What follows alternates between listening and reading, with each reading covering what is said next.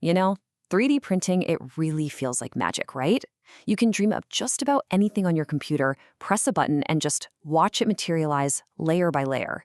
It's changing everything from how we build rockets to how we make medical implants. But there's a catch, a big one. So here's the deal. For all the amazing things we can we actually make anything strong? That's the big question. Because, parts printed with common stuff like ABS plastic, they often have a secret weakness. They're brittle.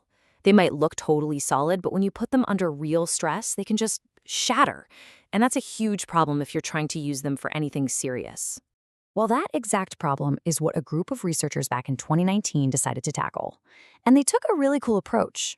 Instead of trying to invent some new super plastic, they went looking for secrets hidden right inside the printing process itself. They figured the answer wasn't in the what, but in the how. And their first big clue was something that, honestly, most of us never even think about. Which way is the printer's nozzle actually moving? Turns out the path it takes to lay down each little road of plastic, what the engineers call raster orientation, makes a huge difference to how strong the final part is. So to put this to the test, they printed out some samples. On the left, you see the standard way of doing things, a simple back and forth grid pattern. But on the right, they tried something different, a crisscross pattern, angled at 45 degrees. It's the same exact material, same printer, just a different drawing path inside. And check out the results. Just by changing that internal angle from a grid to a crisscross, the material became almost 60% tougher. Think about that. That's a massive jump in strength from this one little tweak in the software. Pretty cool, right? But they had a feeling they could do even better. So they started thinking, what if we're looking at this all wrong? What if the secret isn't just changing the pattern inside the layers, but changing the direction of the layers themselves? This question led them to their biggest breakthrough. And that led them to this, the vertical build. Instead of printing flat like a stack of pancakes, they printed the part on its side. So now the layers are stacked vertically, kind of like books on a shelf. This completely changes how the part will react when stress is applied. And the result? Get this, 138%. It was an absolutely stunning 138% tougher than the standard print. I mean, that's more than double the strength, and they didn't change the material at all. Okay, this chart really tells the story. You can see the nice little bump you get going from the standard 0/90 pattern to the 45/45. But then, just look at that vertical build. It's not even close. It's in a totally different league. So the big question is, why? What's going on here? Well, it all comes down to giving a crack an easy road to travel. In that standard print, the plastic filaments line up and create these perfect little channels. It's just like splitting wood with the grain. You find that weak line, and a crack just zips right through. The high-speed camera shot shows it perfectly. It's a fast, clean break. But with the vertical build, now you're forcing that crack to go against the grain. It can't follow a simple path. It has to literally punch its way through each solid layer of plastic.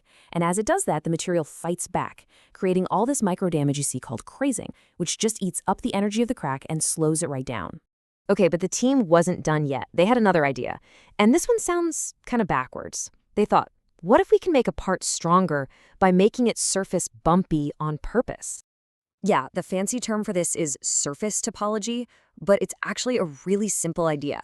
They just printed a pattern of little bumps right onto the surface, directly in the path where a crack might form. The idea was to see if these bumps could act like a tiny little shield. And it worked. Just adding this simple pattern boosted the part's fracture toughness by as much as 58%.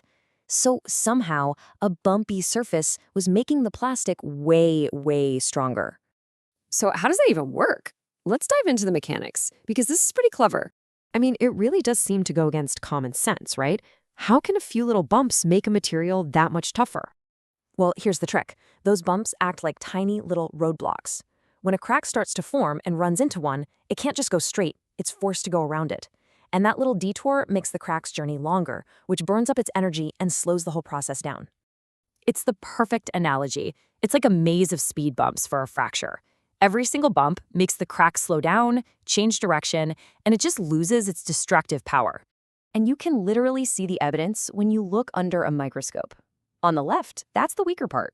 See how smooth the break is? That crack had an easy time. But on the right, that's our tough, vertically built part.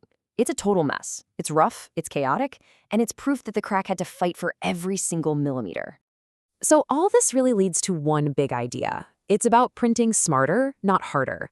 The huge improvements in strength aren't about brute force. They're about being clever with the design.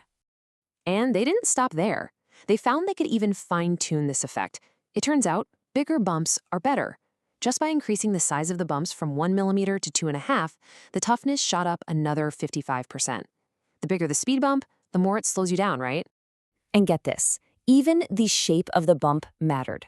They found a square pattern was 16% tougher than a round one. And that makes sense when you think about it. A crack has to make a really sharp, difficult 90-degree turn to get around a square corner, which is way harder than just curving around a circle. So when you put it all together, the takeaway is pretty clear. You don't always need some fancy new material to get stronger 3D prints. It's all in the design. Just choosing the right build direction, which we know is vertical, and then adding these smart little surface patterns, well, that can make a basic plastic perform like something way more advanced. And that really gets you thinking, doesn't it? If simple things like print direction and a few bumps on the surface can make plastic this much stronger, what other massive improvements are just sitting there, waiting to be discovered? Not in some complex chemical formula, but right there in the geometry, just waiting for a clever designer to find them.